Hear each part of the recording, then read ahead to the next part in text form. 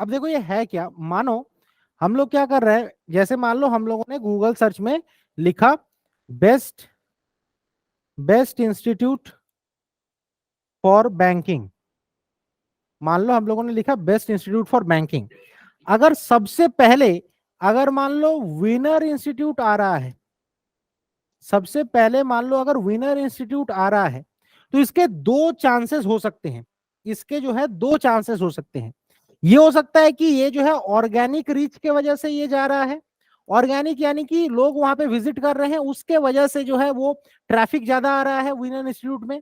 या फिर हो सकता है कि इनऑर्गेनिक की वजह से हो रहा है, यानी कि पैसा दिया गया है एंड उसके वजह से जो है ट्रैफिक ज्यादा आ रहा है। दो चीजों के वजह से हो सकता है, ठीक है, कि फर्स्ट नंबर पे विनर इंस्टीट्यूट आ रहा है।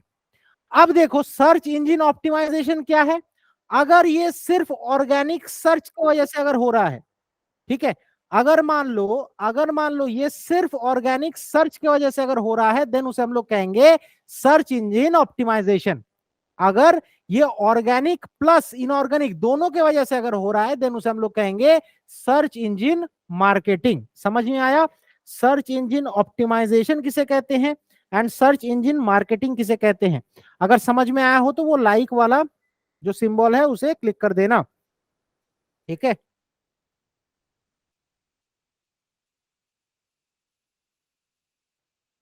फिर से रिपीट करना है क्या बच्चों?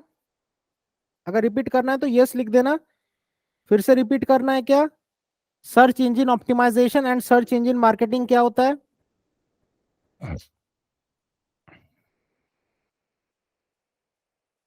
चलो आगे बढ़ते हैं फिर। चलो अब देखो पीपीसी। पीपीसी क्या है? पीपीसी का मतलब क्या है? पे पर क्लिक।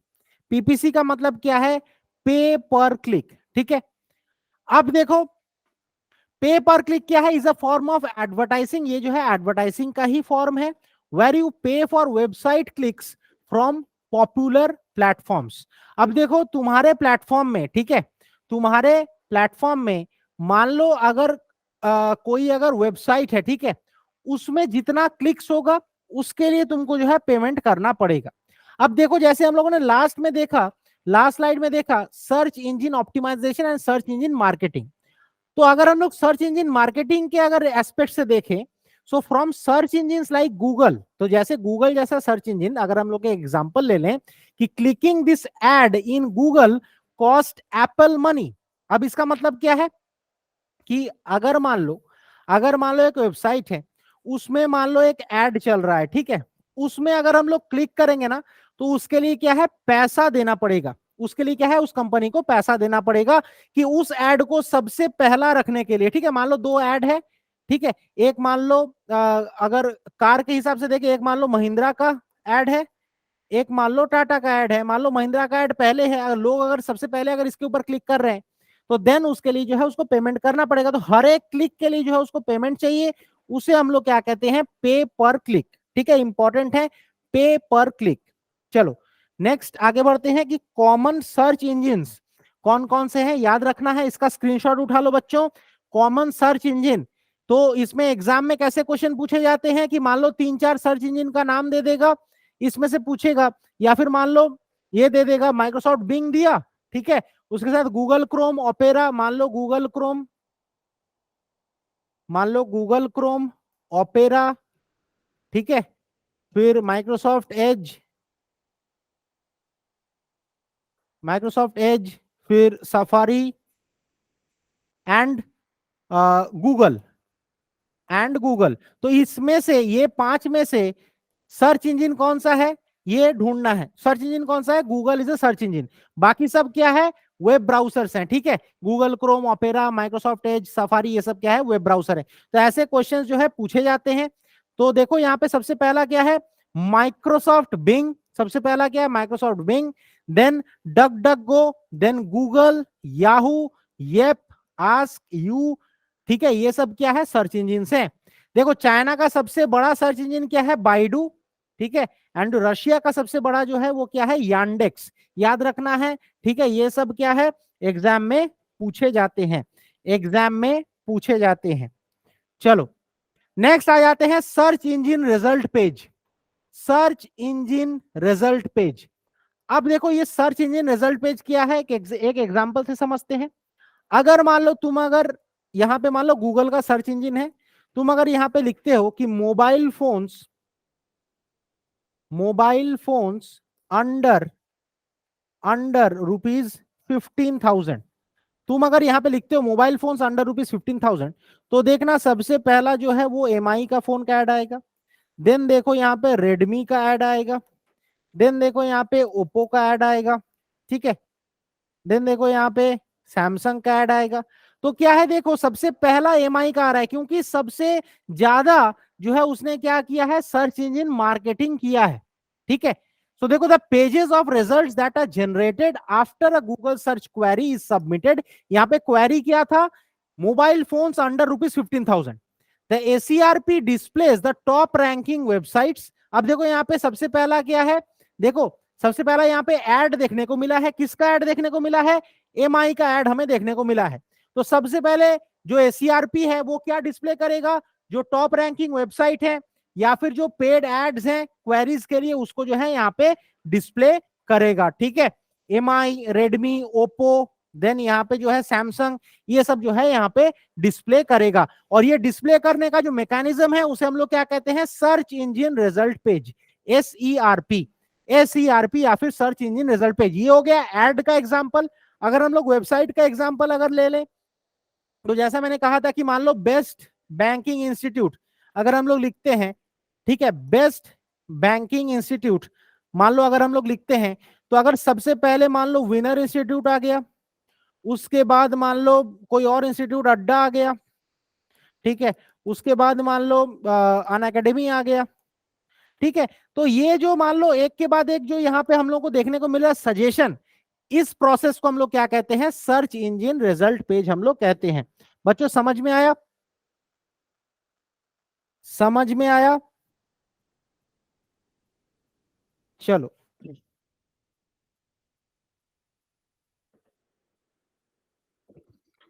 देन आ जाते हैं हम लोग एंकर टेक्स्ट में।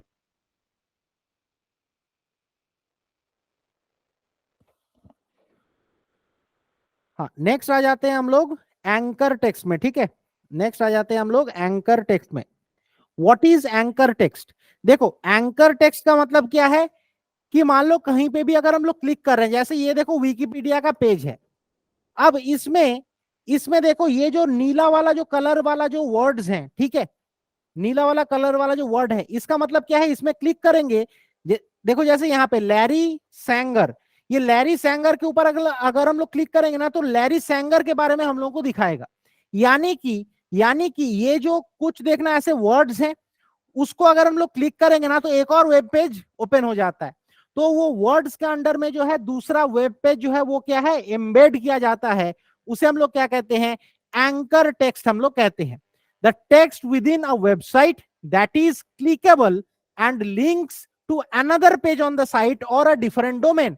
जैसे यहां पे मैंने अभी कहा कि ये जो लैरी सैंगर है, इसके ऊपर अगर हम लोग क्लिक करेंगे तो लैरी सैंगर के बारे में दिखाएगा, या फिर मान लो ये जो रिक गेट्स है, इसको अगर हम लोग क्लिक करेंगे तो रिक गेट्स के बारे में दिखाएगा, ठीक है। तो यानी कि इसके थ्रू जो है डिफरेंट वेब पेज में जो है उसको रिडायरेक्ट कर देगा। And the text is typically a different colour, देखो यहाँ पे ब्लू कलर का है, from the other text around it to indicate a hyperlink. अब देखो जैसे द हिंदू का एडिटोरियल होता है, उसमें मान लो अगर हाइपर लिंक अगर तुमको देखना है, वो होता है रेड कलर का, वो होता है रेड कलर का, विकिपीडिया में ये होता है ब्लू कलर का, ठीक है। For SEO, anchor text is used to link a relevant keyword to its corresponding page, ठीक है।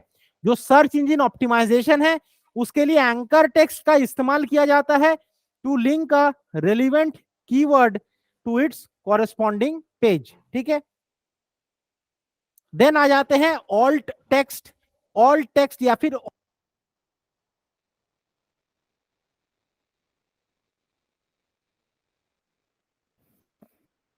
What is alt text?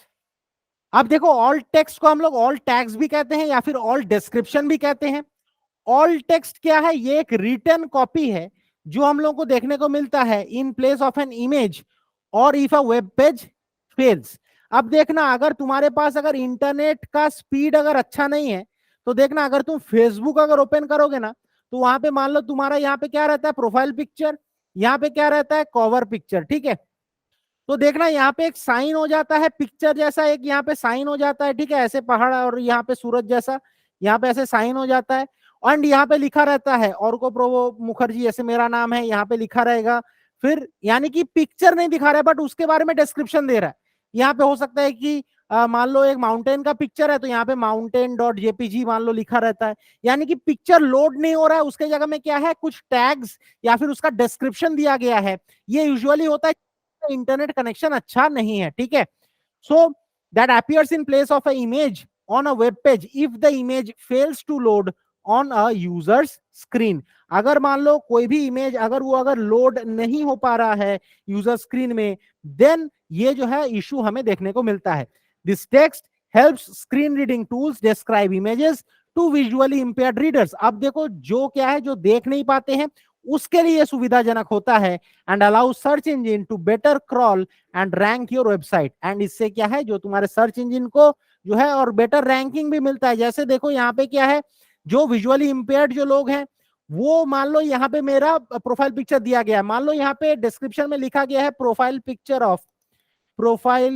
Of अर्को प्रोवो मुखर्जी, ठीक है, ये भी तो लिखा जा सकता है। तो इसका मतलब क्या है, मान लो जो देख नहीं सकता वो जो उसको पता लग गया कि हाँ यहाँ पे मेरा प्रोफाइल पिक्चर है। असल में ये होता क्यों है, अगर मान लो तुम्हारा इमेज अगर लोड नहीं हुआ है या फिर अगर तुम्हारा इंटरनेट कनेक्शन अच्छा नहीं है, देन ही ये प्रॉब्लम हमें देखने को मिलता है। समझ में आया? अगर समझ में आया तो यस टाइप कर देना या फिर वो लाइक वाला सिंबल क्लिक कर देना।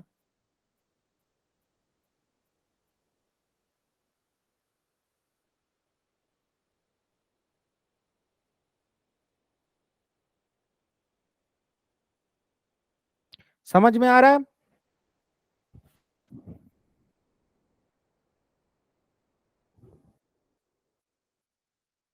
हाँ ठीक है प्रज्ञा। हाँ आयुष। ठीक। चलो नेक्स्ट आ जाते हैं मेटा डिस्क्रिप्शन, आ जाते हैं मेटा डिस्क्रिप्शन, ठीक है। अब मेटा डिस्क्रिप्शन क्या है, देखो जैसे सबसे पहले हम लोग एग्जांपल से समझते हैं। देखो जैसे अगर मेरे को सेकंड हैंड कार खरीदना है, ठीक है, अगर मान लो मैंने गूगल में ये लिखा कि second hand car near me, ठीक है, मेरे आसपास सेकंड हैंड कार कहां पे देखने को मिलेगा। तो ये हो सकता है कि मान लो सबसे पहले ये कार देखो का एडवर्टाइज दिखाया, उसके बाद क्या है कार्स 24 का एडवर्टीजमेंट यहां पे दिखाया। अब देखो हम लोग को वेबसाइट में जाने का जरूरत नहीं है, वहीं पे देखो छोटा थोड़ा सा यहाँ पे डिस्क्रिप्शन दिया गया है कि 2903 सेकंड हैंड कार हमें देखने को मिलेगा कहां पे, गुड़गांव में। और ये जो कार्स हैं इसमें जो है 271 सर्टिफाइड कार्स हैं, ठीक है। एंड वो कौन कौन से कंपनी का, Maruti, Hyundai, Honda, Toyota, Mahindra, Tata. Next ad में देखो यहाँ पे बोला जा रहा है कि 325 यहाँ पे कार है, एंड यहाँ पे जो है 100% वेरीफाइड सेकंड हैंड कार तुम्हें मिलेगा गुड़गांव में, ठीक है, and old cars at best price. तो इसी के थ्रू हम लोग देखकर जो है हम लोग सिलेक्ट कर सकते हैं कि हम लोग कौन सा वेबसाइट को हम लोग विजिट करेंगे। तो ये जो डिस्क्रिप्शन है इसी को कहा जाता है मेटा डिस्क्रिप्शन, इसी डिस्क्रिप्शन को कहा जाता है Meta description. So Meta description tag generally informs and interests users with a short relevant summary of what a particular page is about। तो यहां पे जो है ये पेज किसको लेकर है, ये पेज जो है 2903 इसमें सेकंड हैंड कार्स देखने को मिलेगा गुड़गांव में, ठीक है। एंड उनमें से 271 जो है वो क्या है, सर्टिफाइड कार्स हैं, एंड ये कंपनीज के कार देखने को मिलेगा। यहाँ पे 325 जो है यूज्ड कार देखने को मिलेगा। तो वो वेब पेज किसको लेकर है, अब यहां से हम लोग को पता लग गया कि हाँ यहाँ ये जो है ये सेकंड हैंड कार का वेबसाइट है, किसी और चीज का वेबसाइट यहाँ पे नहीं है। They are like a pitch that convince the user that the page is exactly what they are looking for. अब देखो इसका इंपॉर्टेंस क्या है। अगर मान लो तुमने लिखा है second hand car near me, अगर यहाँ पे मान लो वेबसाइट तुमने ओपन किया और मान लो वहां पे तुम्हें दिख रहा है रेस्टोरेंट्स, तो तुम्हें चाहिए कार, सेकंड हैंड कार, और एंड तुमको मिल रहा है रेस्टोरेंट, तो इससे क्या है तुम्ही को प्रॉब्लम होगा, ठीक है। तो बार बार तुमको जो है डिफरेंट वेबसाइट्स को ओपन करना पड़ेगा। बट यहाँ पे क्या है, हम लोग ये डिस्क्रिप्शन के थ्रू ही हम लोग समझ जाते हैं कि वेबसाइट्स में क्या है, एंड देन जो है उसमें हम लोग एंटर करते हैं, देन हमारे मनपसंद जो भी चीज है उसको हम लोग जो है वहां पे सर्च करते हैं, उसको हम लोग जो है सर्फ करते हैं, ठीक है। तो इस चीज को क्या कहा जाता है, मेटा डिस्क्रिप्शन कहा जाता है। इस चीज को क्या कहा जाता है, मेटा डिस्क्रिप्शन। देन आ जाते हैं क्लाउड, देन आ जाते हैं क्लाउड, ठीक है। क्लाउड क्या है, वो बादल नहीं है, ठीक है। क्लाउड का मतलब क्या है, क्लाउड स्टोरेज। क्लाउड का मतलब क्या है, एक तरीके का ये क्या है, स्टोरेज है। कैसा, फॉर एग्जाम्पल गूगल ड्राइव हम लोग यूज करते हैं, ये क्या है, ऑनलाइन ही रहता है। इसके अलग से हम लोगों को हार्ड डिस्क खरीदने का जरूरत नहीं है, इसके अलग से हम लोगों को एसएसडी खरीदने का जरूरत नहीं है, इसके लिए अलग से कोई भी स्टोरेज डिवाइस जैसे मान लो सीडी रोम ये सब खरीदने का जरूरत नहीं है। ये क्या है, ऑनलाइन ही हम लोग रख सकते हैं, ठीक है। तो उसे हम लोग क्या मतलब उसे हम लोग क्या कहते हैं, क्लाउड स्टोरेज हम लोग कहते हैं, ठीक है। तो Google Drive, Apple iCloud, Microsoft OneDrive, then Dropbox, ये सब क्या है, ये सब क्या है, क्लाउड स्टोरेज है। So cloud is the short for cloud computing and it refers to task and services provided or hosted via the internet. ये इंपॉर्टेंट है, ये इंपॉर्टेंट है कि via the internet, through internet हम लोग क्या कर सकते हैं कि हम लोग जो सर्विसेज हैं वो भी प्रोवाइड कर सकते हैं, हम लोग अपने डिफरेंट जो डेटाज हैं उसको हम लोग स्टोर करके रख सकते हैं ऑन अ पे एज यू गो बेसिस।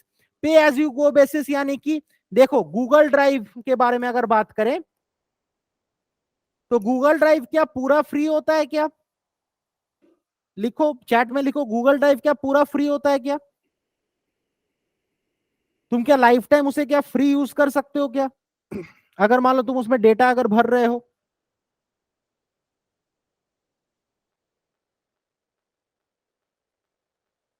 बताओ, अश्विनी, आयुष, प्रज्ञा, लाइफ टाइम क्या तुम उसे फ्री यूज कर सकते हो क्या।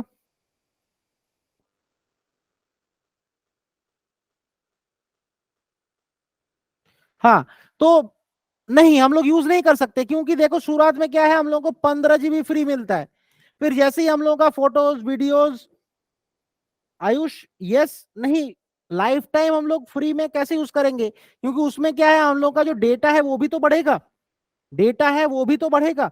तो मान लो शुरुआत में तुमको 15 GB का फ्री स्पेस तुम्हें मिला है, ठीक है, और मान लो वो तुम 10 साल से तुम यूज कर रहे हो, तो तुम्हारा फोटोज वीडियोस फाइल्स ये सब भी तो बढ़ रहा है। अब जैसे ही मान लो 15 GB तुम्हारा खत्म हो गया, फिर क्या चाहिए, फिर सब्सक्रिप्शन चाहिए उसका, क्योंकि तुम अकाउंट तो चेंज नहीं कर सकते। तो उसके लिए क्या चाहिए, मान लो फिर से 100 GB के लिए तुमको हर महीने पैसा देना पड़ेगा। So pay as you go basis, people have been able to store, operate and manage data via the internet for some time। हम लोग जो है कुछ समय के लिए भी रख सकते हैं या फिर हम लोग परमानेंटली भी रख सकते हैं क्लाउड में, but cloud computing does this on a much larger scale. तो देखो जैसे हम लोग हार्ड डिस्क एसएसडी का अगर इस्तेमाल करेंगे, वो मान लो अगर टूट फूट गया, वो अगर खराब हो गया, देन हम लोगों का पूरा डेटा जो है गायब हो जाएगा। बट क्लाउड का क्या सुविधा है कि कहीं से भी हम लोग जो है उसे इस्तेमाल कर सकते हैं। अगर मेरे पास अगर हार्ड डिस्क नहीं है तो मेरे को वो हार्ड डिस्क के अंदर में जो फाइल है वो मैं एक्सेस नहीं कर सकता। बट क्लाउड में क्या है, हम लोग कहीं से भी जो है वो डेटा को हम लोग एक्सेस कर सकते हैं। For example Google Drive, Apple iCloud, Microsoft OneDrive and Dropbox. Then आ जाते हैं, एक इंपॉर्टेंट टर्म है, ये नाम सुने होंगे, software as a service. Software as a service यानी कि हम लोग कुछ ऐसे सॉफ्टवेयर का इस्तेमाल कर रहे हैं, ठीक है, जिससे क्या है, जिसका हम लोग इस्तेमाल करते हैं डे टू डे लाइफ में। जैसे देखो ड्रॉप बॉक्स, ड्रॉप बॉक्स का क्यों हम लोग इस्तेमाल करते हैं, ड्रॉप बॉक्स का इस्तेमाल करते हैं हम लोग अपना फाइल स्टोरेज के लिए। फिर देखो क्लास प्लस, क्लास प्लस से क्या होता है, क्लास प्लस से हम लोग को जो है ऐप बना के देता है, ठीक है, क्लास प्लस। तो सॉफ्टवेयर सर्विस वाले जो है कंपनीज होते हैं, वो क्या करते हैं, वो लोग सॉफ्टवेयर प्रोवाइड करते हैं या फिर एप्लीकेशंस प्रोवाइड करते हैं। So is a software licensing model, it allows access to software on a subscription basis using external server. अब देखो मेरे को अगर क्लास प्लस का अगर मेरे को एक ऐप चाहिए कि ऑर्को प्रो मुखर्जी क्लासेस बोल के, मान लो मेरे को एक ऐप चाहिए, तो मेरे को क्या करना पड़ेगा कि हर महीने या फिर हर साल जो है उसको पैसा देना पड़ेगा। तो यही तो यही जो मेथड है इसी को हम लोग कहते हैं software as a service. Software as a service allows each user to access programs via the internet. इसमें जो है हर एक यूजर को जो है यहाँ पे जो है हर एक प्रोग्राम्स को एक्सेस करने का यहाँ पे जो है मौका मिलता है। फॉर एग्जांपल ड्रॉपबॉक्स, केका, सेल्सफोर्स, क्लास प्लस, ये जो है हम लोगों को देखने को यहाँ पे मिलता है। देन आ जाते हैं वर्ल्ड वाइड वेब, ये भी इंपॉर्टेंट है। www जिसे हम लोग कहते हैं commonly known as the web is an information system enabling documents and other web resources to be accessed over the internet। इसके थ्रू क्या है, हम लोग डिफरेंट डॉक्यूमेंट्स या फिर डिफरेंट जो वेब रिसोर्सेस हैं वो हम लोग जो है एक्सेस कर सकते हैं। जैसे मान लो www.youtube.com, मान लो www.youtube.com, इसके थ्रू क्या है हम लोग जो वीडियोस हैं, ठीक है, उसे जो है हम लोग यहाँ पे एक्सेस कर सकते हैं। सो ये जो वेब है, ये जो वेब है जिसे हम लोग www कहते हैं, it was invented by Tim Berners Lee, कहां पे, सर्न में, in 1989 and open to the public, and ये लोगों के लिए ओपन हो गया in 1991। It was conceived as a universal linked information system. इसे जो है हम लोग एक यूनिवर्सल लिंक्ड इंफॉर्मेशन सिस्टम के तरह हम लोग इसे जो है कंसीव करते हैं। देन आ जाते हैं main components of URL. Then आ जाते हैं main components of URL. URL यानी कि ये जो https www.flipkart.com, इसका मतलब क्या है। अब देखो यूआरएल का मेनली दो मेन कंपोनेंट होता है। एक जो है प्रोटोकॉल आइडेंटिफायर, प्रोटोकॉल आइडेंटिफायर जिसे हम लोग https कहते हैं कि प्रोटोकॉल कौन सा है, and resource name. And resource name, resource name क्या है, जैसे देखो यहाँ पे रिसोर्स नेम क्या है, flipkart.com। या फिर अगर हम लोग लिखे https www.youtube.com, अगर हम लोग ये लिखें youtube.com, देन ये क्या बन जाएगा तुम्हारा प्रोटोकॉल आइडेंटिफायर, एंड ये वाला पार्ट क्या बन जाएगा तुम्हारा रिसोर्स नेम, एंड बाकी ये जो है वर्ल्ड वाइड वेब है। समझ में आ रहा है, ठीक है। Note that the protocol identifier and the resource name are separated by a colon and 2 forward slashes. अब देखो यहाँ पे एक कोलोन है एंड यहाँ पे क्या है, 2 फॉरवर्ड स्लैशेस हमें देखने को मिलता है। एंड ये जो कोलोन एंड फॉरवर्ड स्लैशेस है इसे क्या कहा जाता है, डिलिमिटर कहा जाता है। डिलिमिटर का काम क्या है, protocol identifier and resource name को अलग रखना, ठीक है, याद रखना है। डिलिमिटर का काम क्या है, to keep apart, to keep apart protocol identifier, to keep apart protocol identifier and resource name, ठीक है। इन दोनों को अलग रखना जो है इसका मेन काम है, to keep apart protocol identifier and resource name. इसका एक स्क्रीनशॉट उठा लेना, ठीक है, समझ में आ रहा है ना। चलो आगे बढ़ते हैं। हाइपरलिंक, हाइपरलिंक किसे कहा जाता है, हाइपरलिंक किसे कहा जाता है। अब देखो जैसे हम लोगों ने अभी देखा था ना वो एंकर टेक्स्ट, हम लोगों ने अभी देखा था वो एंकर टेक्स्ट, वही सेम चीज है ये हाइपरलिंक, वही सेम चीज है हाइपरलिंक। मान लो यहाँ पे कुछ लिखा गया है कि I am good boy, I am a good boy, Ram is going to school, Ram is going to school. अब मान लो अगर राम कोई अगर व्यक्ति है, उसको मान लो अगर उसका दूसरा कोई एक वेब पेज में मान लो उसका उसके लिए एक वेब पेज बनाया गया है राम के ऊपर, तो क्या है ये क्या है डिफरेंट कलर का रहेगा। एक तो ये डिफरेंट कलर का रहेगा, ये जो राम है ये डिफरेंट कलर का रहेगा। एंड उसमें अगर क्लिक करेंगे ना तो एक और वेब पेज ओपन हो जाएगा जिसमें क्या है राम के बारे में कहा गया है, उसे हम लोग क्या कहेंगे, hyperlink. So hyperlink is a piece of text और other item that you can click on to take you to another web page, जहां से क्या हम लोगों को दूसरे वेब पेज में लेकर चला जाएगा। Hyperlinks are elements on a web page that allow users to click and navigate to another web page or a different part of the same web page, या तो दूसरे वेब पेज में या फिर सेम ही वेब पेज का different part में जो है वो लेकर चला जाता है। They are also known as links or clickable links, ठीक है। इसे जो है लिंक भी कहा जाता है या फिर क्लिकेबल लिंक भी कहा जाता है। Hyperlinks are essential for website navigation. अब देखो ये क्या है, हम लोग का वो जो वेबसाइट नेविगेशन है कि हम लोग को कहाँ जाना है, ठीक है, ये इंफॉर्मेशन कहाँ मिलेगा, उसके लिए हाइपरलिंक बहुत ही असरदार है। And usability, as they allow users to quickly and easily access related content without having to remember or type in the URL for each page। कि इससे जो है जो यूजर्स हैं उसको जो है याद रखने का जरूरत नहीं पड़ेगा, सिर्फ सिंपली उसमें क्लिक करो एंड तुमको जो है नया वेब पेज वहां पे ओपन हो जाएगा। Instead users can simply click on the hyperlink which is usually displayed as underline text, a button or an image. हाँ, ये भी हमें देखने को मिलता है कि बहुत सारे वेबसाइट में अगर मान लो कोई अगर इमेज है उसमें अगर क्लिक करेंगे देन उस इमेज के बारे में एक डिटेल डिस्क्रिप्शन के लिए एक अलग से वेब पेज ओपन हो जाता है। तो ये तो इसे हम लोग क्या कहते हैं, हाइपरलिंक। हाइपरलिंक यानी कि अगर सीधी बात कहे तो हाइपरलिंक क्या है, एक एम्बेडेड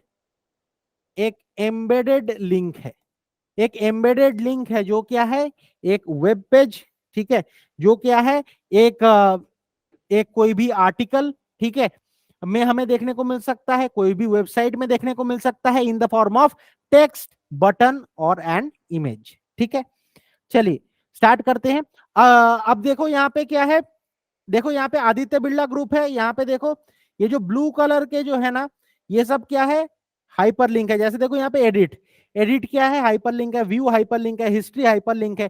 उसमें अगर हम लोग क्लिक करेंगे देन हम लोगों को जो है वहां से दूसरे वेब पेज में जो है वो रिडायरेक्ट हो जाएगा। यहाँ पे भी देखो ये हर्ट, थंब, ये सब क्या है, हाइपरलिंक्स हैं। ये सब क्या है, हाइपरलिंक्स हैं। ठीक है, अब देखो लैंडिंग पेज। अब देखो लैंडिंग पेज, लैंडिंग पेज क्या होता है, लैंडिंग पेज क्या होता है। लैंडिंग पेज का मतलब क्या है कि मान लो हम लोगों ने कोई एक वेबसाइट में क्लिक किया, कोई एक लिंक को क्लिक किया, वहां से हम लोगों को जिस पेज पर वो लेके जाएगा, मान लो हम लोग हर किसी के पास इंस्टाग्राम तो होगा ही, हर किसी के पास इंस्टाग्राम तो होगा ही। अगर नहीं होगा तो देन अगर नहीं होगा तो देन तुम लोग इस युग के तो हो नहीं। ठीक है, तो इंस्टाग्राम होगा ही हर किसी के पास। अब देखो इंस्टाग्राम में क्या होता है, देखना कभी कभी मान लो मान लो बहुत सारे वेबसाइट्स है लड़कियों के लिए, देखना एक बहुत ही फेमस वेबसाइट है, वो क्या है, नायका। ठीक है, नायका बोल के एक वेबसाइट है। अब मान लो नायका का एक लिंक यहाँ पे दिया गया है, ठीक है, तुमने इसमें क्लिक किया, नायका का जो लिंक है तुमने उसमें क्लिक किया, तो वहां से क्या है, एक वेब पेज में रिडायरेक्ट हो जाता है जहां पे क्या है, मान लो तरह तरह के सेलिब्रिटीज के फोटो हैं। ठीक है, फिर यहाँ पे मान लो तुम्हारा लिपस्टिक, आईलाइनर, आई शेडो, तरह तरह की जो चीजें हैं और भी बहुत सारी चीजें होते हैं, वो सब वहां पे लेकर चला जाएगा और ऐसा वेब पेज में लेकर जाएगा जो क्या है तुमको अट्रैक्ट करेगा। एंड वहां पे मान लो बहुत सारे ऑफर्स रहेंगे, बहुत सारे डिस्काउंट्स रहेंगे एंड इससे क्या है, तुम अल्टीमेटली क्या है वो तुमको ललचा देगा एंड तुम वहां से खरीदारी करोगे। तो ऐसा कोई वेब पेज में लेकर जाना जिसके थ्रू तुम्हारा मार्केटिंग हो रहा है, ठीक है, एंड तुम्हारा जो बिजनेस है वो भी आगे बढ़ रहा है, उसे हम लोग क्या कहते हैं, लैंडिंग पेज हम लोग कहते हैं। समझ में आया बच्चों? अगर समझ में आया तो लाइक वाला सिंबल क्लिक कर देना। ठीक है, तो देखो generally used in digital marketing, usually इसे किस में यूज किया जाता है, डिजिटल मार्केटिंग में यूज किया जाता है। A landing page is a standalone web page created specifically for marketing और advertising campaign। ऐसा कोई पेज जो किसके लिए यूज किया जाता है, मार्केटिंग या फिर एडवर्टाइजिंग कैंपेन के लिए, कि उसे देखते ही जो है लोग जो है ललचा जाए एंड वो खरीदारी कर ले। ठीक है, it is where a visitor lands after they click on a link in an email. हो सकता है कि वो लिंक ईमेल में हो या फिर ads from Google, Bing, YouTube, Facebook, Instagram, Twitter और similar places on the web. तो कहीं पे भी अगर तुम अगर लिंक पे अगर क्लिक कर रहे हो, वहां से जिस वेब पेज में तुमको लेकर जाएगा उस वेब पेज को हम लोग क्या कहेंगे, लैंडिंग पेज हम लोग कहेंगे। ठीक है, उस वेब पेज को हम लोग क्या कहेंगे, लैंडिंग पेज हम लोग कहेंगे। देखो यहाँ पे क्या है, ये फैब इंडिया का है। अब देखो कोई अगर जाएगा यहाँ पे, फैब इंडिया का इतना अच्छा वेब पेज है, ठीक है, अब देखो यहां से तुम शॉपिंग कर लोगे, यहाँ से क्या है, तुम शॉपिंग कर लोगे, यहाँ पे देखो, यहाँ पे जो कुर्ता है, फिर शर्ट है, ये सब क्या है, तुम शॉपिंग कर लोगे। इतना अच्छा वो वेबसाइट बना के रखा है, ठीक है। मान लो यहाँ पे ऑफर्स भी बहुत सारे देकर रखे हो, ठीक है, तो उसे कहते हैं हम लोग लैंडिंग पेज। अब देखो वेबसाइट का होम पेज क्या होता है, जो मेन पेज होता है ना वेबसाइट का, उसे हम लोग कहते हैं होम पेज। अब देखो ये क्या है, विनर इंस्टीट्यूट का ये जो है होम पेज है, ठीक है, ये जो है ये विनर इंस्टीट्यूट का होम पेज है, यानी कि ये क्या है, ये मेन पेज है विनर इंस्टीट्यूट का। A home page is the primary web page that a visitor will view when they navigate to a website via a search engine. अगर मान लो मैंने गूगल में लिखा है विनर इंस्टीट्यूट, देन जो link आएगा voiceindia.com, उसमें अगर हम लोग क्लिक करेंगे, देन ये वाला पेज हम लोगों को यहाँ पे देखने को मिलेगा। समझ में आ रहा है बच्चों? देखो, and it may also function as a landing page to attract visitors. ये जो है एक लैंडिंग पेज के तरह भी काम कर सकता है। तो हम लोग बोल सकते हैं, एक बात याद रखना कि all landing pages can be a home page. All landing pages can be a home page, but all home pages can not be a landing page. यानी कि हर एक होम पेज लैंडिंग पेज नहीं हो सकता। कुछ वेबसाइट का home page जो है वो लैंडिंग पेज हो सकता है, बट हर एक लैंडिंग पेज जो है वो होम पेज हो सकता है, ठीक है। तो ये याद रखना है, समझ में आया? All landing pages can be a home page, but all home pages can not be a landing page. समझ में आया? अगर समझ में आया हो तो वो लाइक वाला बटन क्लिक कर लेना। अगर डाउट है तो क्वेश्चन पूछो। क्लियर है? चलो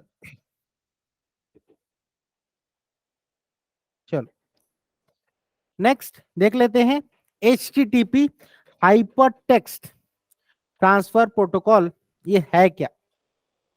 ये जो HTTP प्रोटोकॉल है ना, ये हम लोगों को मेनली HTML पेजेस में देखने को मिलता है। It is quite simply the transfer protocol employed in transferring HTML pages when the client that is web page request a particular file। जब हम लोग मान लो पर्टिकुलर फाइल अगर हम लोग रिक्वेस्ट कर रहे हैं एक वेबसाइट से, जैसे देखो यहाँ पे लास्ट ये जो पिक्चर था, इसमें मान लो मैं अगर ये कोर्सेज में जाता हूं, या फिर मान लो मान लेते हैं कि ये वाला जो यहाँ पे कॉल करने का जो फीचर है, इसमें मान लो अगर मैं अगर क्लिक करता हूं, तो उससे क्या है, कॉल का वो बटन हमारे सामने आ जाएगा। या फिर मान लो व्हाट्सएप वाला जो फीचर है उसमें अगर क्लिक करता हूं, तो क्या है, व्हाट्सएप में ये रिडायरेक्ट हो जाएगा। अगर मान लो कोई चीज उसके साथ कनेक्टेड नहीं है, मान लो व्हाट्सएप वाला फीचर अगर इसके साथ कनेक्टेड नहीं है, तो क्या है, एरर दिखा देगा। या फिर कॉल वाला फीचर अगर इसके साथ कनेक्टेड नहीं है, तो क्या है, उसमें एरर दिखाएगा। तो वही सेम चीज, अगर हम लोग कोई भी चीज को अगर हम लोग यहाँ पे क्या है, रिक्वेस्ट कर रहे हैं, ठीक है, it sends it in the form of a HTTP request. ठीक है, उसे जो है कि एक HTTP रिक्वेस्ट मैसेज के तौर पे भेजा जाता है, which contains a particular request. Later उसके बाद क्या है, देखो देखो यहाँ पे वेबसाइट में हुआ, यहाँ पे हम लोगों ने क्या किया, रिक्वेस्ट किया। रिक्वेस्ट गया किस रूप में, मैसेज के रूप में। रिक्वेस्ट गया किस रूप में, मैसेज के रूप में। और ये जो मैसेज है ये कहां पे गया, सर्वर में गया। अगर सर्वर में अगर वो रिक्वेस्ट है तो सही है, अगर नहीं है तो वो कुछ ना कुछ तो यहाँ पे रिटर्न भेजेगा, कुछ ना कुछ मैसेज यहाँ पे रिटर्न भेजेगा। अगर है तो उसे ही डिस्प्ले करेगा, अगर मान लो नहीं है। देखना ये प्रॉब्लम हमें बहुत जगह में देखने को मिलता है, 404 एरर, या फिर 404 पेज नॉट फाउंड, या फिर the requested URL was not found. इसका मतलब क्या है कि जो सर्वर है उसको, जो क्लाइंट ने जो वेब पेज रिक्वेस्ट किया है वो उसको नहीं मिला है, उसे हम लोग कहते हैं 404 कोड। अगर मान लो 200 कोड मिला है, इसका मतलब क्या है, ओके।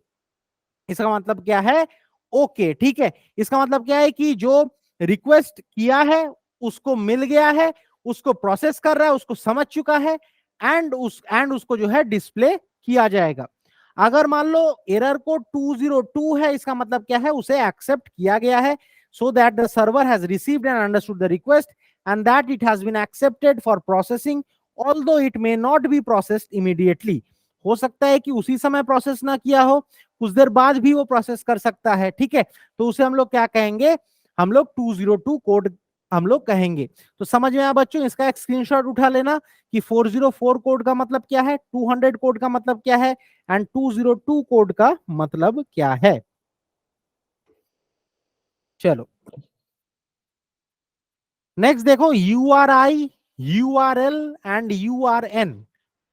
ये वर्ड जो है, ये जो लाइन है, इसे गांठ बांध लेना है। Every URL is a URI and every URN is a URI। तो इसे जो है गांठ बांध लेना है। हर एक URL क्या है, URI होता है। हर एक URL URI होता है, एंड हर एक URN जो है URI होता है। यानी कि हर एक URL क्या होता है, URI, एंड हर एक URN क्या होता है, URI होता है। अब क्यों होता है वो हम लोग देखेंगे अभी। इसका एक स्क्रीनशॉट उठा लो, इसका एक स्क्रीनशॉट उठा लेना, ठीक है। चलो अब देखो, URI का मतलब क्या है, यूनिफॉर्म रिसोर्स आइडेंटिफायर। URI का मतलब क्या है, यूनिफॉर्म रिसोर्स आइडेंटिफायर। URL का मतलब क्या है, यूनिफॉर्म रिसोर्स लोकेटर, ठीक है। एंड URN का मतलब क्या है, यूनिफॉर्म रिसोर्स नेम। URI क्या है, is a text which is used to identify any resource और नेम ऑन द इंटरनेट, ठीक है। अब देखो जैसे www.youtube.com, ठीक है। इसमें क्या है, ये क्या है, एक यूआरएल है, ये क्या है, एक यूआरएल है। अब अब इसमें क्या है, देखो इसमें हम लोग को नाम भी दिख रहा है, एंड उसका जो लिंक है वो भी हम लोग को दिख रहा है, ठीक है। तो ये टोटल को हम लोग क्या कहते हैं, URI कहते हैं। ये टोटल को हम लोग क्या कहते हैं, URI। तो इसमें क्या है, URL भी है और URN भी है, नाम भी है और उसका लिंक भी है, ठीक है। तो URL plus URN becomes URI। तो ऑल URL, यानी कि हम लोग बोल सकते हैं, देखो पिक्चर ऐसा होगा, URL, URN एंड ये होगा URI। तो यहां से समझ में आ रहा है ना कि all URL are URI and all URN are URI। Clear है। देखो सिलेबस का पिक्चर मैंने यहां पे बना दिया है, तो देखो समझ में आ रहा है, क्लियर है, क्रिस्टल क्लियर है।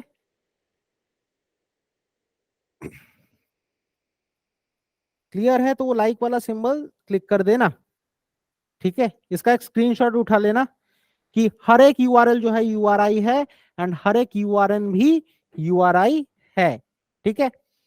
तो देखो URI has two specialization in the form of URL and URN, ठीक है। तो जैसे ये पिक्चर से हम लोगों को समझ में आ रहा है। चलो नेक्स्ट, नेक्स्ट देख लेते हैं, what is the difference between URI, URL and URN। इसके बीच में डिफरेंस क्या है। URN जिसे यूनिफॉर्म रिसोर्स नेम कहा जाता है, it names a resource but without any promise of finding it. उसमें जो हम लोग को नाम का पता चलता है, जैसे मान लो YouTube, अगर हम लोग YouTube लिखेंगे तो क्या YouTube का वेबसाइट आएगा क्या, नहीं। For example, ISBNs are a URN namespace.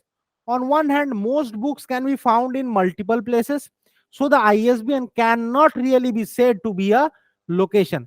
अब देखो जैसे मान लो हर एक बुक में एक ISBN नंबर होता है, ठीक है। हर एक बुक में एक ISBN नंबर होता है, ठीक है। अब जो बुक्स हैं वो क्या है, जगह जगह जो है वो डिफरेंट जगह में वो फैला हुआ रह सकता है। तो क्या हम लोग ISBN से क्या हम लोग बुक को ढूंढ सकते हैं, नहीं।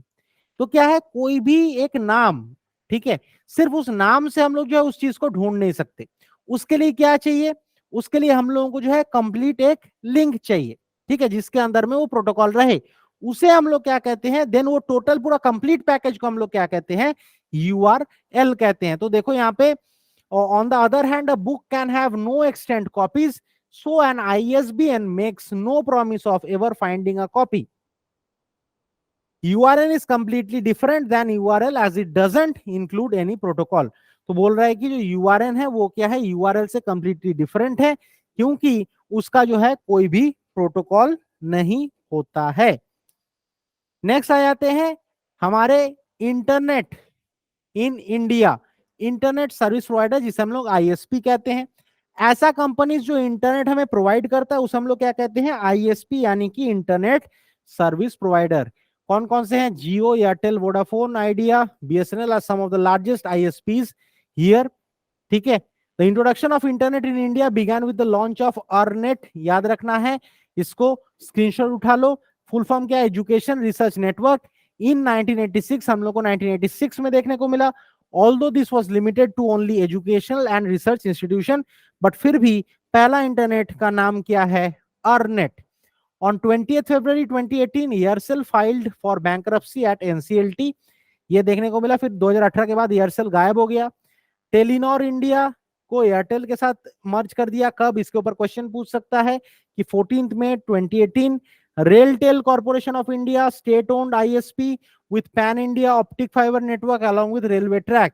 अब हम लोगों का जो पूरा इंडिया में जो ऑप्टिकल फाइबर नेटवर्क जो हमें देखने को मिलता है अलोंग विद रेलवे ट्रैक, वो किसके तरफ से देखने को मिलता है, रेलटेल कॉर्पोरेशन के तरफ से हमें देखने को मिलता है। देन आ जाते हैं मेजर आईएसपीज इन द वर्ल्ड। देखो ऑरेंज जैसे फ्रांस में, यूएई का क्या है, एटिसलाट, वेरिजॉन, एटीएनटी, ये सब हम लोगों को यूएसए में देखने को मिलेगा। जापान में निप्पॉन सॉफ्टबैंक, यूके में वोडाफोन, जर्मनी में डॉयश टेलीकॉम, सिंगापुर में सिंगटेल, साउथ अफ्रीका में एमटीएन ग्रुप, स्विट्जरलैंड में स्विसकॉम देखने को मिलेगा। देन देखो facts, in 1988 the NIC net was established for communication between government institution and was operated by National Informatics Center। याद रखना है कि जो NIC है, जो नेशनल इंफॉर्मेटिक्स सेंटर है, ठीक है, उसके लिए NIC नेट बनाया गया था ताकि गवर्नमेंट इंस्टीट्यूशन, ठीक है, एंड जो गवर्नमेंट इंस्टीट्यूशन है वो अपने बीच में जो है बातचीत कर सके। एंड उसको ऑपरेट कौन करता था, नेशनल इंफॉर्मेटिक्स सेंटर इसको ऑपरेट करता था। The first publicly available internet was launched by the state-owned विदेश संचार निगम लिमिटेड, जिसे हम लोग VSNL कहते हैं, कब, 14 अगस्त 1995, याद रखना है, ठीक है, इसको स्क्रीनशॉट उठा लो इसका। और ये जो सर्विस है इसका नाम क्या था, gateway internet access service, screenshot उठा लो, वेरी वेरी इंपॉर्टेंट, कि पहला इंटरनेट कब हमें देखने को मिला एंड किसके द्वारा देखने को मिला, विदेश संचार निगम लिमिटेड, लोगों के लिए, ठीक है, पब्लिकली। चलो नेक्स्ट आ जाते हैं नेट न्यूट्रलिटी। नेक्स्ट आ जाते हैं net neutrality. The principle that internet service providers should enable access to all content and application without favoring or blocking particular website, उसे हम लोग कहते हैं नेट न्यूट्रलिटी।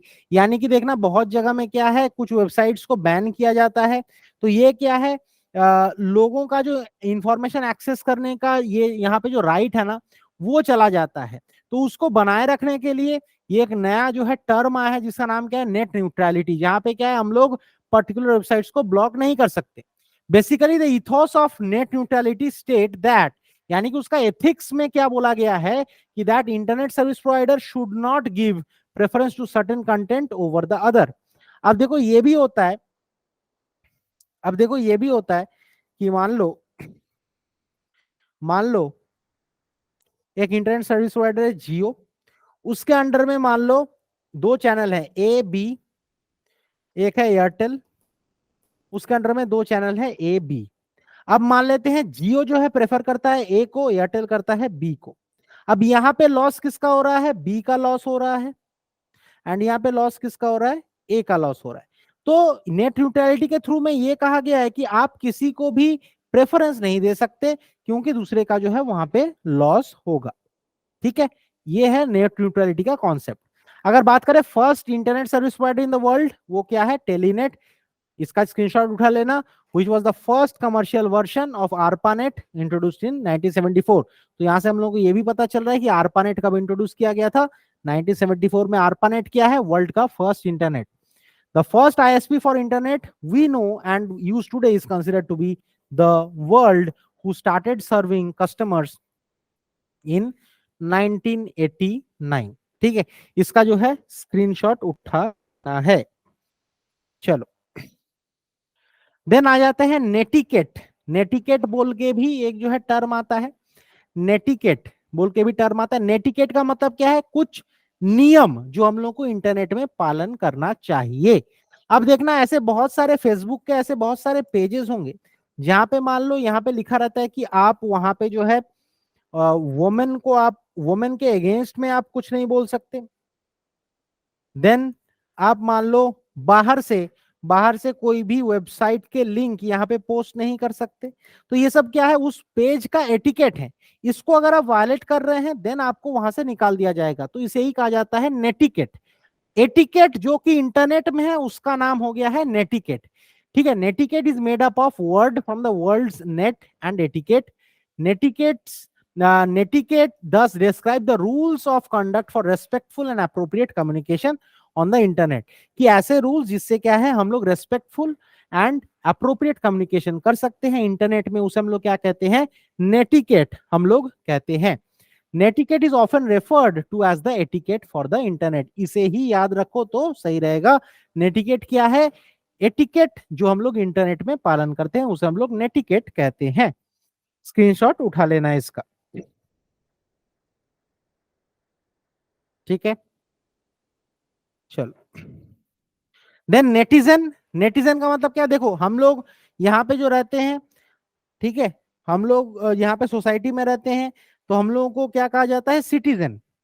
एंड जो लोग इंटरनेट के जो दुनिया में जीते हैं उनका क्या मतलब उन लोगों को क्या कहा जाता है, नेटिजन कहा जाता है। So netizen is described as an individual who actively seeks to contribute to the development of the internet. देखना कभी कभी ये होता है कि मान लो यहाँ पे अभी रिसेंटली क्या चल रहा है, वो मालदीव्स इंडिया का ये चल रहा है। अब देखो मालदीव के जो मिनिस्टर है उसने मोदी जी को जो है, मोदी जी के बारे में मोदी जी को क्लाउन कहा।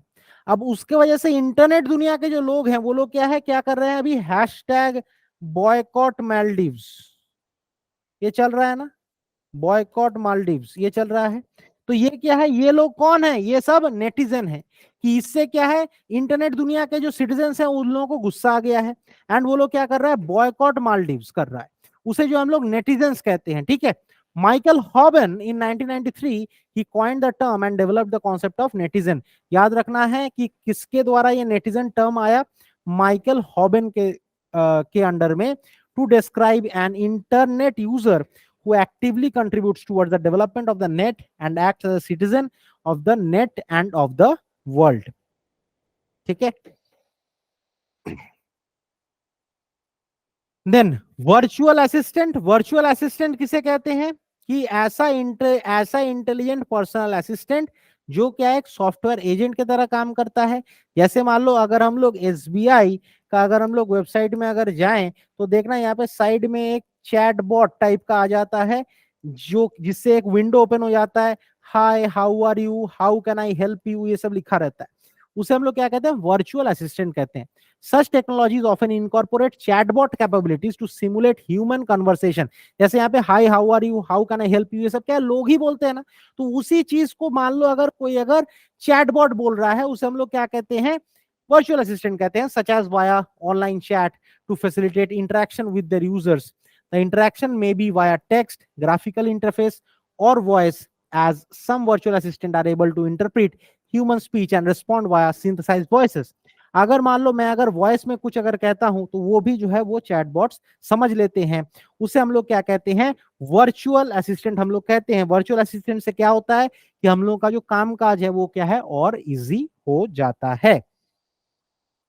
देखो फेमस वर्चुअल असिस्टेंट कौन सा है, एक तो आईबीएम का वॉटसन, amazon का एलेक्सा, ये भी वर्चुअल असिस्टेंट में आता है, एप्पल का सीरी, माइक्रोसॉफ्ट का कोर्टाना, गूगल का गूगल असिस्टेंट।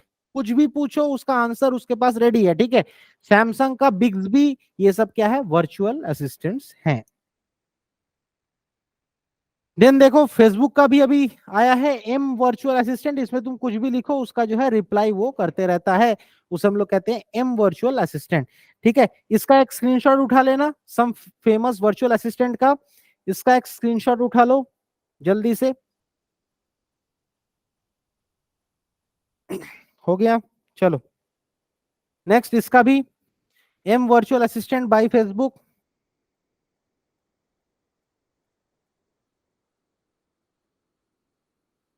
ठीक है, इसका उठा लिए। इसका स्क्रीनशॉट उठा लिए, चलो इसका भी उठा लेना। हाँ चलो देख, नेक्स्ट देख लेते हैं voice over internet protocol. What is voice over internet protocol? अगर हम लोग कॉल कर रहे हैं इंटरनेट के थ्रू, फॉर एग्जांपल जो व्हाट्सएप कॉल जो होता है, जो व्हाट्सएप कॉल होता है, अगर मान लो तुम्हारे फोन में अगर रिचार्ज नहीं भी है ना, देन ऑल्सो तुम कॉल कर सकते हो व्हाट्सएप के थ्रू। ठीक है, उसके लिए चाहिए क्या? एक इंटरनेट कनेक्शन। उसे हम लोग क्या कहते हैं? Voice over internet protocol. Voice over Internet Protocol is a technology that allows you to make voice calls using a broadband internet connection instead of a regular phone line. Voice over Internet Protocol allows us to convert an analog telephone signal into a digital signal that can be transmitted via the internet. इससे क्या होता है कि जो analogue signal जिससे हम लोग normally call करते हैं, ठीक है, उसको कन्वर्ट कर देता है किसमें? डिजिटल सिग्नल में उसको जो है कन्वर्ट कर देता है, एंड उसी के थ्रू जो है हम लोग यहाँ पे कॉल कर पाते हैं। The technology used IP telephony, ठीक है, ये जो है ये क्या करता है? आईपी टेलीफोनी का इस्तेमाल करता है, जिसे हम लोग एसआईपी, टीएलएस या फिर एसआरटीपी हम लोग कहते हैं। किसके थ्रू हम लोग कॉल कर सकते हैं? जैसे मान लो व्हाट्सएप, स्काइप, गूगल हैंगआउट, इसके थ्रू जो हम लोग जो कॉल करते हैं उसे हम लोग क्या कहते हैं? Voice over internet protocol. इसका एक स्क्रीनशॉट उठा लेना है, ठीक है, स्क्रीनशॉट उठा लेना है इस पेज का। Voice over internet protocol. Then आ जाते हैं टू स्टैंडर्ड प्रोटोकॉल, जिसे हम लोग यूज करते हैं। जैसे हम लोगों ने अभी देखा एसआईपी। एसआईपी का फुल फॉर्म क्या है? Session initiation protocol. ये असल में क्या करता है? देखो, एक फोन मान लो ये तुम्हारा मोबाइल फोन है, ठीक है, मोबाइल फोन 1, ये मान लो तुम्हारा दोस्त का मोबाइल फोन है, मोबाइल फोन 2, इसके बीच में जो कनेक्शन जो प्रोवाइड करता है ये कौन करता है? SIP. Once the connection is established, RTP यानी कि real time transport protocol is used to transport the audio और वीडियो डेटा। या फिर मान लो अगर हम लोग वीडियो कॉल कर रहे हैं तो जो वीडियो है उसको ट्रांसपोर्ट करने में कौन मदद करता है? आरटीपी मदद करता है। Security issues with standard SIP RTP connection, ये भी हमें देखने को मिलता है कि सिक्योरिटी इशू भी कभी कभी हो जाता है, जो हम लोगों को एसआईपी आरटीपी कनेक्शन में देखने को मिलता है। SIP messages and RTP streams can be intercepted and read or listened by everyone with basic network technology knowledge. अब ये क्या है? ये सिक्योर्ड कनेक्शन नहीं है। हम लोग का जो कॉल है ना वो जो है ज्यादा सिक्योर्ड है, एंड यहाँ पे जो वॉइस ओवर इंटरनेट प्रोटोकॉल जो है ये क्या है? ज्यादा सिक्योर्ड कनेक्शन नहीं है। तो बच्चों समझ में आया what is SIP and what is RTP? ये जो कनेक्शन एस्टैब्लिश करना उसे हम लोग कहते हैं एसआईपी, सेशन इनिशिएशन प्रोटोकॉल। एक बार अगर इनिशिएट हो जाता है देन जो ऑडियो और वीडियो डेटा जो ट्रांसफर हो रहा है उसे हम लोग कहते हैं आरटीपी या फिर रियल टाइम ट्रांसपोर्ट प्रोटोकॉल। ठीक है, इसका एक स्क्रीनशॉट उठा लेना है। चलो,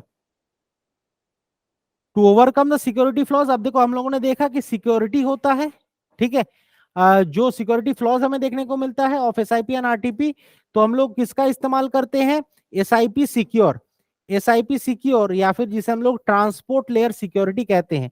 यानी कि देखो हम लोगों ने लास्ट देखा कि ये जो है कनेक्शन एस्टेब्लिश हो गया, तो इसके ऊपर जो है एक लेयर ऑफ प्रोटेक्शन हम लोगों को देखने को मिलता है। इसके ऊपर एक लेयर ऑफ प्रोटेक्शन हमें देखने को मिलता है, एंड उसे क्या कहा जाता है? Secure RTP. ठीक है, so the secure RTP encodes the voice into encrypted IP packages. अब देखना व्हाट्सएप में एक चीज लिखा रहता है कि योर कनेक्शन इज एनक्रिप्टेड। वो किसके थ्रू हो रहा है? ये एसआरटीपी के थ्रू हो रहा है, and transport those via the internet from the transmitter to the receiver. And इसके थ्रू क्या है कि जो रिसीवर है वो क्या करता है? देन जो एनक्रिप्शन है उसको क्या है? फिर से डिक्रिप्ट करता है, एंड देन जो कनेक्शन है वो एस्टैब्लिश हो जाता है। अल्टीमेटली सिक्योरिटी जो है इसमें ज्यादा हमें देखने को मिलता है। ठीक है, चलो चलो बच्चों, यहाँ पे खत्म होता है हम लोग का इंटरनेट। नेक्स्ट क्लास में हम लोग लेकर आएंगे माइक्रोसॉफ्ट ऑफिस, ठीक है, उसमें वर्ड, एक्सेल, पावर पॉइंट हम लोग पढ़ेंगे। तो आज के लिए इतना ही, मिलते हैं नेक्स्ट क्लास में, तब तक के लिए bye. Thank you Pragya, thank you.